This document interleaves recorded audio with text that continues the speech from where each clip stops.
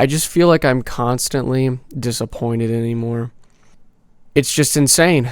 It's insane about everything, about myself and sometimes about others. And what I mean sometimes about others, I mean more so some people, right? So like, or I want to say most people rather, because this shit is just out of control, man. It's out of control. You know, I'm going to sound so crazy again, like I always do. My mom is wanting to give something to somebody. So there's a person that is basically an intern at the therapy place, and she is helping patients. Like, she's going around, she's doing things for people. You know, she's going on to greener pastures, right? She's going to take a break for a little bit, and then she's going to get a job, I guess, at a nursing home or a hospital, which, you know, kudos to her, man. That's kind of crazy. Like, I couldn't do either of them. I know that much. And she sounds very nice. Like, her reasons for doing the nursing home or the hospital is because she loves people. You know, my mom is like, oh, we should get her money in a card. I can agree with the money part, but the card just seems so fake, man. Like, young people are looking for realness, some semblance of something that's real. You know, I know around Christmas for me, sure, the cards are okay, but they don't have as much weight as you writing a letter or something, like truly you giving thanks to somebody, because they will remember that for the rest of their fucking lives, man. They will. Especially if it really means something and it's from the heart. Like, if you just give somebody a card and like write a little one-word message at the bottom, you know, it's fucking cringe, dude. I'll throw that shit out. You know, I've kept my cards just because it's from the people who care about me. But realistically, you know, going to the store and buying a $10 card and then putting money inside of it doesn't really mean a whole lot. You know, if you put money inside of a letter that you wrote, that's a whole nother level of dedication. And the letter has to have meaning to it. You know, I said this in another video a while ago. I was like, everybody's just choosing to be average. Like, we could be exceptional with each other. We can do these things, but everybody just wants to be so fucking lame. Oops. Yeah, sorry, I accidentally whacked my mic. Yeah, it's just like, why are you even doing that? Right? Like, why don't we craft something that means something? Because clearly she's going places, right? Clearly she cares about people. Clearly she wants the best for people. You know, she's going to the nursing home because she cares about old people. And I had, you know, sometimes I go in to sit and kind of just chit chat with people or whatever. And I had went back to actually go see my mom, and she was obviously there helping my mom. And you know me, I'm just going to say it. I'm going to say what I'm thinking.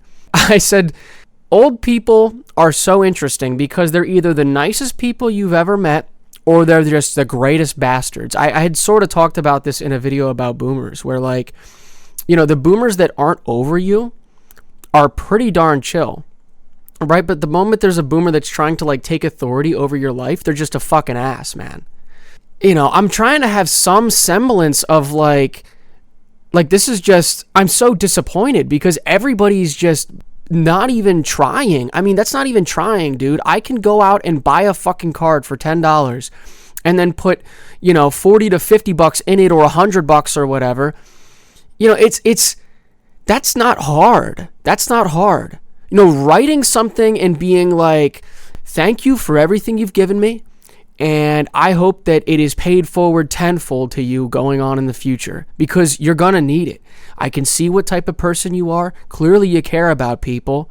You know, clearly you want the best for people, and hopefully that gets reflected back to you. Like, why not write something like that? Right? Like, why not? You know, and my mom's giving me a hard time over the fucking phone. and she's, you know, normies. Oh my God, dude. Now this is getting me fired up. You know, my mom is so normie, I guess normie coded, I guess is the word you want to call that. Is such a fucking normie because she thinks that by writing a letter like this, it's going to be that she's saying something too deep or she's too infatuated with this person. And it's like, no, dude, you just don't know if this person's ever fucking heard that. Like, you don't know if this person has somebody in their life that cares about them, realistically, right? So why would you not want to be super truthful with them? and say the truth, because everybody wants to just be a mask, right? Everybody wants to wear a mask and be surface level with things. And how are we supposed to grow as individuals if you keep doing that? Right? How are we? How are we supposed to grow as individuals if you keep everything surface level? It makes no sense. It literally makes no sense. So I'm just so like fucking mad anymore, man, that everybody is just, going through life without living. It's the difference. I said this in another video. The difference between being alive and living, right, is like noticing the symbolisms and making the choices, having true agency over your life.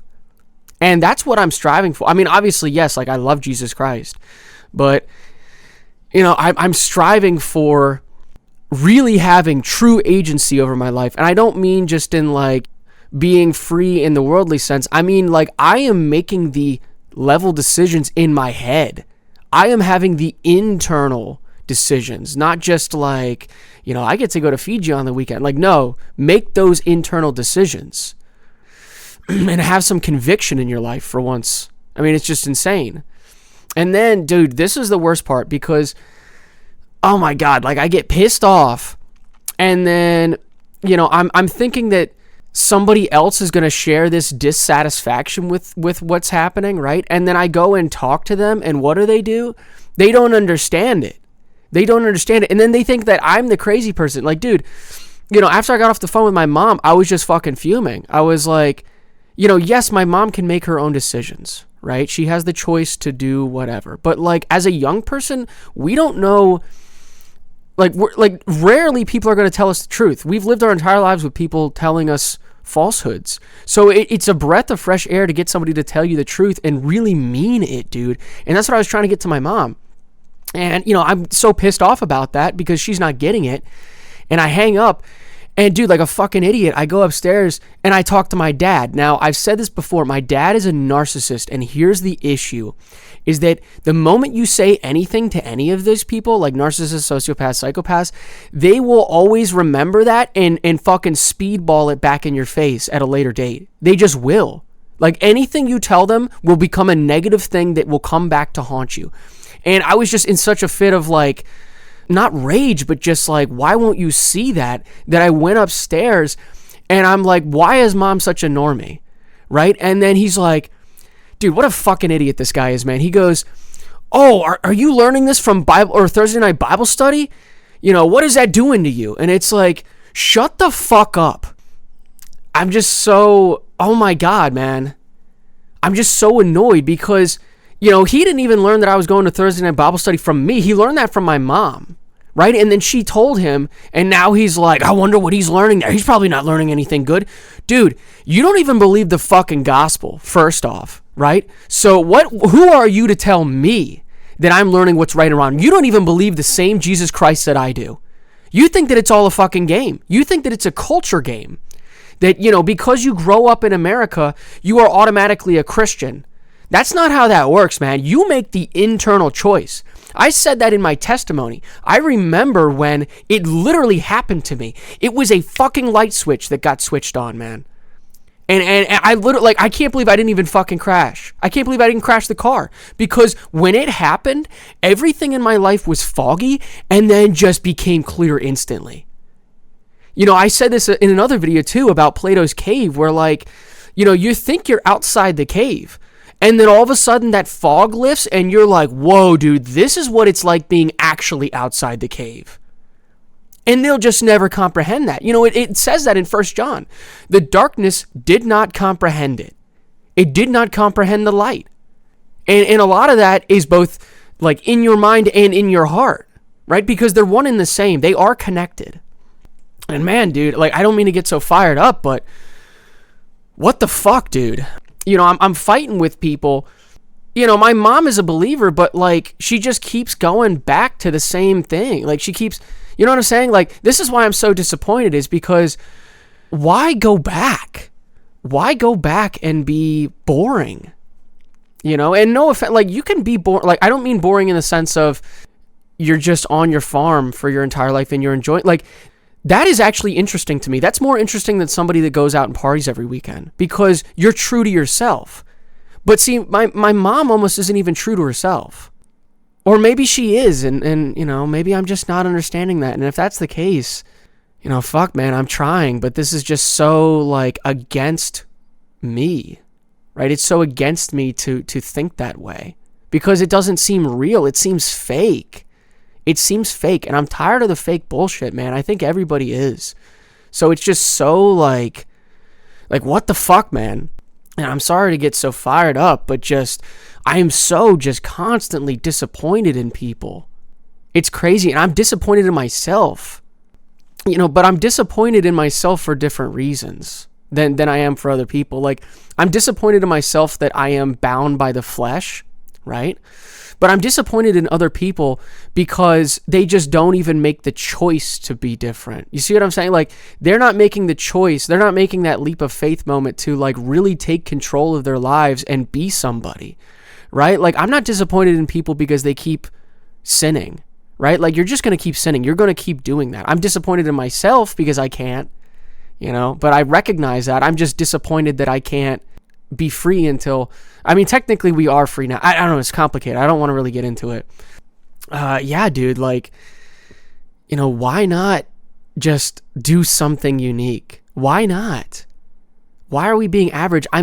What's going to stand out to this woman, right? What's going to stand out to her? Getting a card and giving her money, or giving her a letter that you wrote that says stuff about her as a person, right? And being like, you are clearly a special woman, right? Because of who you are. And then plus, obviously, give her the money, sure. She definitely needs it and deserves it. Like, it's just, it just makes sense. But having the letter written in there with that just feels real. It feels real. Because everybody else is going to do the same shit. They're going to give a card, and then she's going to forget about you. You know what I'm saying? Like, you're just another person, instead of actually having a lasting impact on somebody. This is really a lot of what I'm doing on the channel, is I'm trying to have a lasting impact on you that means something, so that you can have a choice, right? You can have that sort of metanoia moment and be like, I have free agency over my life, and nobody's going to stop me. Nobody's going to stop me. Who can stop you, right? What's so funny is that people think that throwing you in jail is going to stop you. That ain't going to stop shit. Man, I just get so, like, disappointed constantly. And that's what fired me up too, was my dad was like, oh, what are they teaching you at Thursday Night Bible Study?